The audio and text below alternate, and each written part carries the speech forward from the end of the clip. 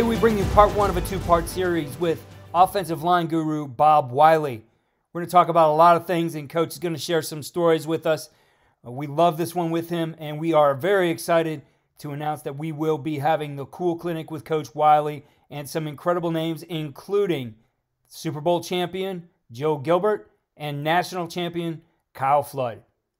Here's part one.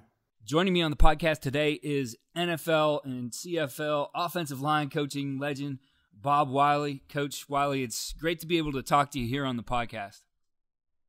Well, I appreciate you having me on. You know, I always enjoy sharing stories and information with the rest of the guys in the profession, especially in my seat. You know what I mean? The offensive line room. Yes. And I think I always thought it was one of the best rooms to be in.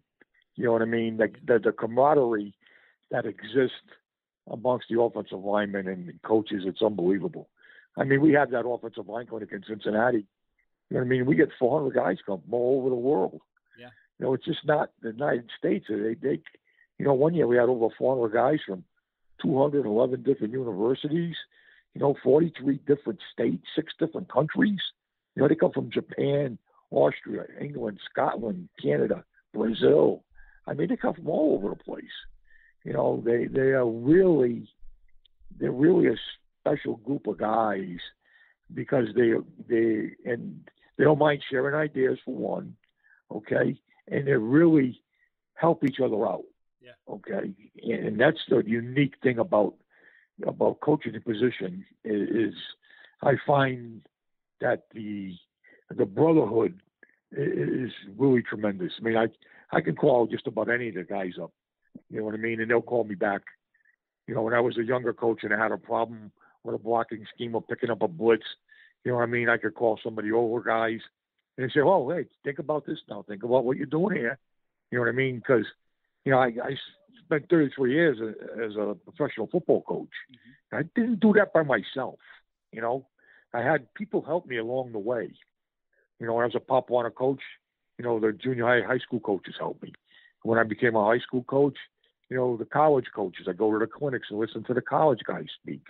When I became a college guy, I sought out the pro guys and listened to those guys. You know, so, you know, I give back to the profession. I think it's only morally correct, okay, to give back to the profession that's been so good to you, you know, and I enjoy doing it, helping the younger guys, the old guys. If I can help them in some way, you know, I'll do that for them. So. Yeah, well, you know, and let's go back to, you mentioned being a Pop Warner coach and going back to the beginning for you. You know, we see you're a guy who has all kinds of interests, right? I mean, you know, playing the drums and flying planes and doing magic tricks and all those kinds of things. But, you know, you made the decision to become a football coach, and you did start at the lower levels. But what was it about coaching football that appealed to you? It never you never stop learning. Your mind is continuously working. You know what I mean? And if you're not thinking of anything new, because you're not trying hard enough. I mean, it's a full cycle, goes around and around every 10 years, every 5 years, every 3. The things make cycles. Like I remember at Sam Weiss, we had the no huddle offense. Okay, years ago. All of a sudden, this is a big thing now. You know, the spread offense, the no huddle stuff. We were doing that 25, 30 years ago. You know what I mean? So it all comes back, but it's never, you can never, ever learn enough. You don't have all the answers. There's always new things to learn. So I think that was the intriguing thing about me, about the sport. There was one part of my life I was teaching high school history and economics. I was playing the drums in a band. I was flying corporate jets, and I was coaching football. And I don't, you know, I was having a blast with life, and I don't know why. I have no idea why. For some reason, football just took over. and he had such a passion for the game. And it wasn't the money. It really wasn't the money, because my first paycheck, I made 22 cents an hour. Excuse me, for the number of hours I put in, I made 22 cents an hour. So it definitely wasn't for the money. It was really for the love of the game. That old Kevin Costner movie, For the Love of the Game. Mm-hmm. It was really for that. You know what I mean? I could help the younger kids coming up. I think some of my best coaching, it's easy. The last line I had in Cleveland, we finished second in national football. We're the second best offensive line in the NFL. Okay? And people say, hey, that's a pretty good job. My best coaching was with the 8, 9, 10-year-old kids. I never knew of those guys. I didn't even know if they're going to line up in the right spot, when they got out of the huddle. I had to do some coaching at that level. Really did. And it was, people say, well, what's the difference? Anybody, when you got 3 first-round draft picks, or 2 first-round draft picks, and a second and a third and a fourth, or whatever you have, those guys are easy to coach, okay? Those guys are pretty much, structured in what they're going to do and how they're going to do it. You know what I mean? They give them parameters to live within. Those young 8, 9, and 10-year-old kids, they have no idea.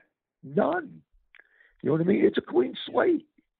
So you can start them off the right way at that level and let them work their way up through it. They get some really, really good football players by doing that. So, and you have the same problems, Keith. Yeah. They come late for practice. They go the wrong way. They give up pressures. They give up sacks. They have mental assignment breakdowns. You know what I mean? Yeah. The same problems I have in pro football. Yeah. They had in Pop Warner football. Just the kids are bigger, faster, stronger, and I can find them. That's right.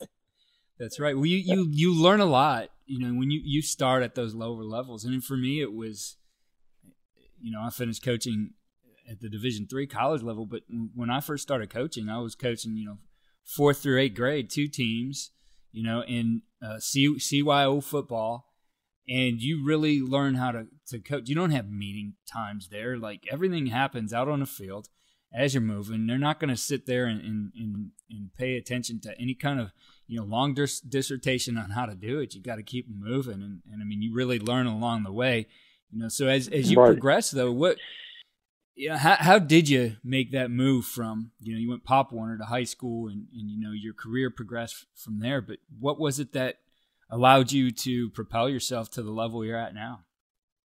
Well, when I got into Pop Warner football, they helped me because I played for the high school in the town I grew up in. Okay. And when I went back after I got out of college, I went back to that high school, and they were starting a Pop Warner league, and they asked me if I could help them out, because I grew up in the town and I played football in the town. And I said, yeah, okay. So I was helping them. And then the junior high school coach asked me to help him. So I was coaching junior high school football after school, right? And I was coaching Pop Warner football at night. So I would, coach in the afternoon, go home, eat dinner, and then go to the other ball field, right, and coach the Pop Warner kids, right? And so I always got asked to go someplace else, okay? So then a high school coach asked me to help him out, and I did that. And then I got another job at another high school. Of course, one of our assistant coaches that coached me in college got a high school job, and he asked me to go with him, so I went with him, right? And then another guy asked me to go to another school, and so on and so forth. So I went from, you probably don't know any of these names, but from Westwalk High School to North Kingston High School. I went to Cranston East High School and LaSalle Academy, right? Then all of a sudden, I got funny because years ago, Keith, there was no recruiting services. Right. You had to go out and you had to turn over all the rocks, okay, to find out, where there were players. So there was a defensive coordinator, a guy by the name of Chet O'Neill, that was the defensive coordinator at Harvard University. And so he'd come recruiting the state, and he'd come by my office, and I would tell him where I thought there were some kids that had maybe the ability to to play for Harvard in the Ivy League. So it saved him a lot of legwork. He didn't have to go to every school to try to find names and look, because back then there was no VHS tapes. Okay, everything was 16 millimeter film. They wouldn't let the film out of the school, so you had to sit there and you had to watch the 16 millimeter film, right? Take notes, go down and pick up a transcript. Talk to the head high school coach, the strength coach. Go talk to his guidance counselor and any teachers that may be available. You had to go do all that stuff yourself. Right. It wasn't like you had a recruiting service and they gave you all the information. That didn't happen. So Chet came to my office one day, and I was having a bad day. And he said, "What's the problem?" I said, "I don't know. I hate this job because they moved me into administration. You spend all the money based on whether you're a Republican or a Democrat, and that was in the best interest of the kids. It used to drive me crazy, right?" And so he says, "Hey, would you like to try coaching in college?" Guys tell you that, and then you never hear from them again. Right. I mean, it's literally. I mean, I've gotten guys jobs and been friendly with guys for 27 years, right? And then all of a sudden, they get a head coaching job, and you never get them to call you back. I mean, well, Chet, right? He did. He went out and he talked to the head coach at Brown University, was a friend of his, and told him I was looking, and the head coach at Brown calls me up, say, "Hey, can you come down for the interview?" I said, "Yeah." So I canceled all my appointments one day and went down to Brown University in Providence, Rhode Island, and went for the interview, and he offered me the job. And at the end of the day, they don't even interview guys anymore. At the end of the day, okay, he offers me the job, and he tells me, he says, "Look, this job, only pays, I forget it, it's $4,000 or $6,000 it's a part-time job." I said, "I'll take it." So I went back and I quit my job as administrative director in the school department. Right? I called my dad, and my dad raised his kids, don't be afraid to fail. Don't be afraid to fail. You're not defined in life if you fail. That's not going to define your life. Your life is defined about how far you've risen after you have fallen. That's how my dad raised his kids. And so I called him up. I said, "Dad, I'd like to have lunch with you." He said, "Okay." So I have lunch with him, and I tell him, right, I want to go coach football at Brown University. I got a wife, I got a young daughter, I got a house, got a car, I got, she's got a car. You got to make all these payments on stuff. And he looked at me, and because I think, people in life don't think big enough because they're afraid to fail. They really don't. Okay. And so after I got done telling all the story, he looked at me and goes, "What's your problem?" I said, "I just got done telling you." He said, "Look, you want to go coach football? Go coach football. If it doesn't work out, it doesn't work out." He said, "Don't worry about it." I said, "Okay." That was it. I went to Brown University, and they hired me full time. Right. The next thing I know, I go to Holy Cross College. The next thing I know, I'm at OU, and then I'm at Colorado State, excuse me. Right. The next thing I know about the Bengals, and then the Jets, and then Tampa Bay, and then back to the Bengals, and then the Chicago Bears, Arizona Cardinals, Denver Broncos, Oakland Raiders, Cleveland Browns, and I was up in Canada in my first 3 years in Canada. I went to the Grey Cup, the championship game, went to another team, and went back to the Grey Cup. Okay. And so the progression was exciting. It was an adventure. And I treated every one of them like it's an adventure. You can't be an insecure person and be a football coach, because you're going to get fired. It's going to happen. You know what I mean? So, you don't want it to happen, but it's going to happen. But it just gives you another opportunity to go find another job someplace. That's what it does. You know what I mean? Yeah. And so that's how it all started. But to make this whole dissertation shorter, right, I get a lot of questions. How did you get into pro football? How did that happen? My high school football coach played for George Halas at the Chicago Bears. He was on the 1946 World Championship team. He was on a few other teams up there, but that was the one that won the world championship. And he came back when he got done playing, he got out of the service, kept playing professional football. When he got done playing, he came back to West Fork High School, became the head football coach. There was a point in time where he had won 59 games in a row, okay, and then that team went down and played another high school team at the Orange Bowl down in Florida. Okay, kind of a neat deal for the kids. Well, I'm trying to learn how to put these blocking schemes that he has to rules. I didn't know how to do that, okay? So I'm trying to learn how to do this. And so I go to a Boston College spring clinic, and Jim McNally is the offensive line coach at Boston College, and Joe Utica was the head coach. And so Jimmy's up there giving his presentation, and I'm listening to him. I said, this guy's a pretty sharp guy. So after he gets done, I go up and I ask him, I say, hey, Coach, I introduced myself and said, hey, can you help me out? I'm trying to put these plays to, rules. And he said, I can't do it now, but if you can come back next Friday, I'm going to have some free time. I said, okay. So I go back and he spends the whole day with me.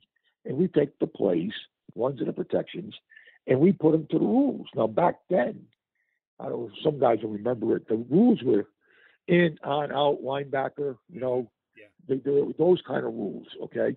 And so we got them all put together, right? So as I progress in my career, Jimmy leaves Boston College and goes with John Malkovich down to Wake Forest. He spends a couple of years down there, and then he gets hired by Forrest Gregg at the Bengals. Well, I end up with a job at Brown University, right? So I'm down at Brown, okay, and I get a call from Jimmy, okay, at the Bengals. He said, what are you doing?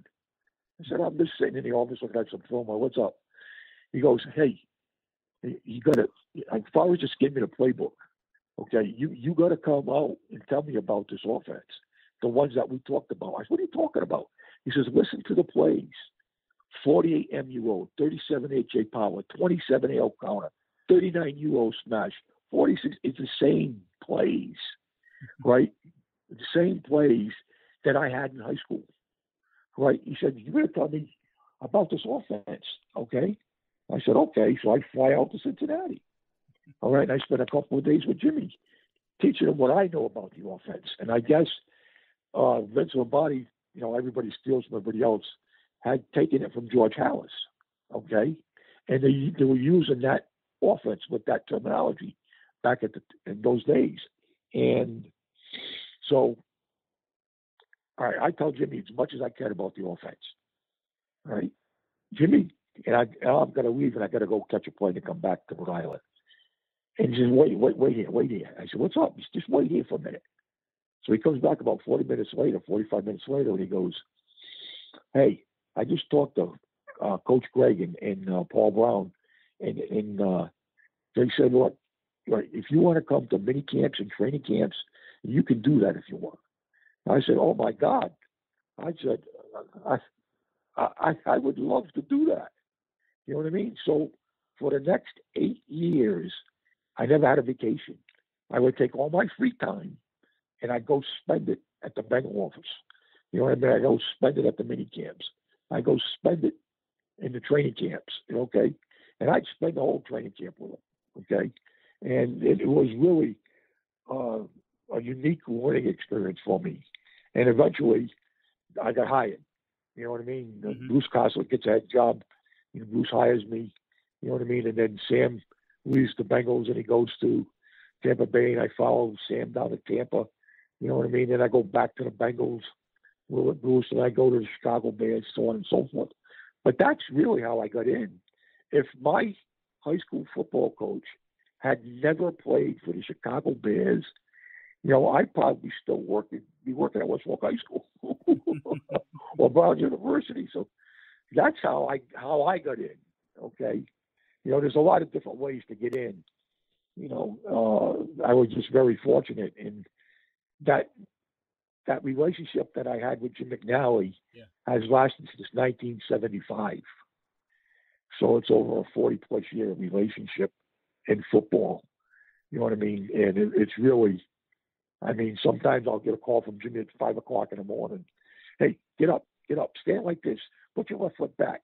Okay, I'll take your knee and put it, no, how does that feel, right? And be like an idiot, I'm doing that, right? So that's how I ended up going through the progression, going from place to place, right? But to get into pro football, that's how I got into pro football. Because my high school football coach played for the Chicago Bears. Right? And Forrest Gregg ran the same offense at the Bengals way back in 1980, 81, 82, back then. So that's a unique story. People, some guys are former players. Somebody gives them a job. Some guys are college coaches, and then they work their way up into an assistant line job or a quality control coach, and then they work their way up. Some guys get head jobs doing it that way.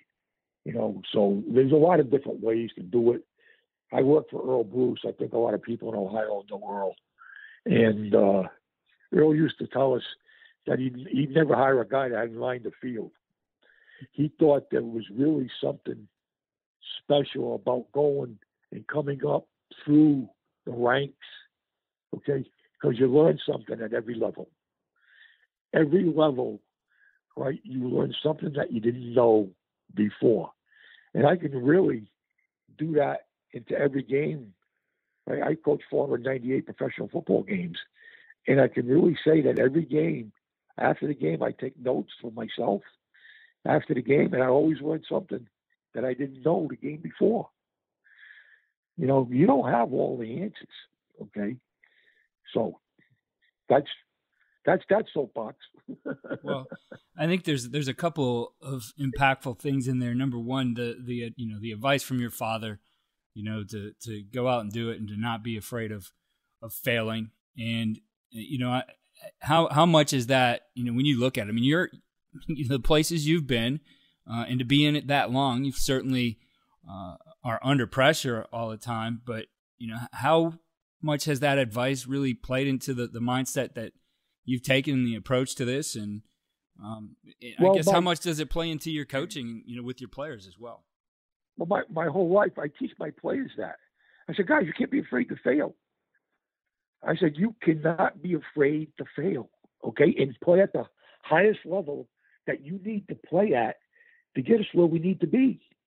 Because if you're out there and you're afraid to make mistakes, okay, you're not playing where you need to play.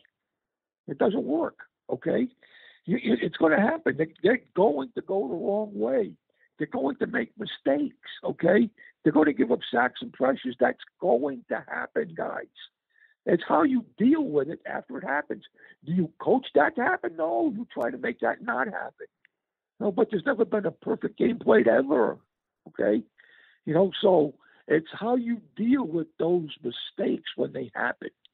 You know what I mean? But you can't be afraid to make them, okay?